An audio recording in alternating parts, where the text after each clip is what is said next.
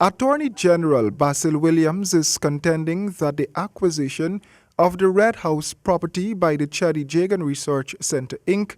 is a travesty that was done in defiance of the rule of law. So you see, it's a transparent process. But that process was never undertaken by the persons who dealt with that lease. In other words, it was a deliberate attempt to hide that transaction from the eyes of the Guyanese people, because they knew that such a transaction was unlawful.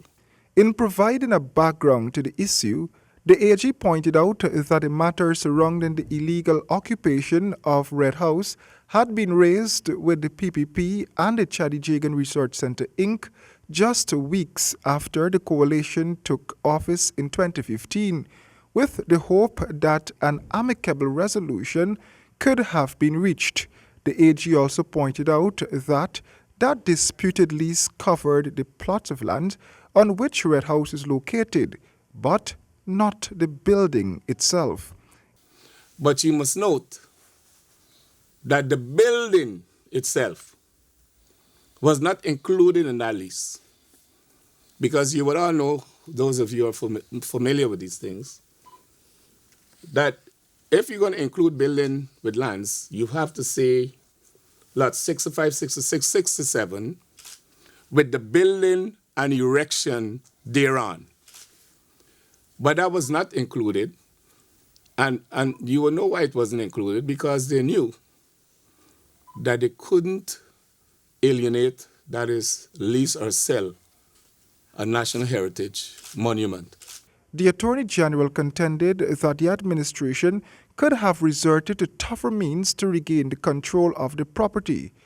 And it is an offense for anybody to hold out a lease or any grant as being that as one with approval of the president. Is an offense, and it is punishable by 10 years imprisonment. The AG said, too, that to obtain legitimacy, the transaction should have been conducted quite differently. Now, what does that mean?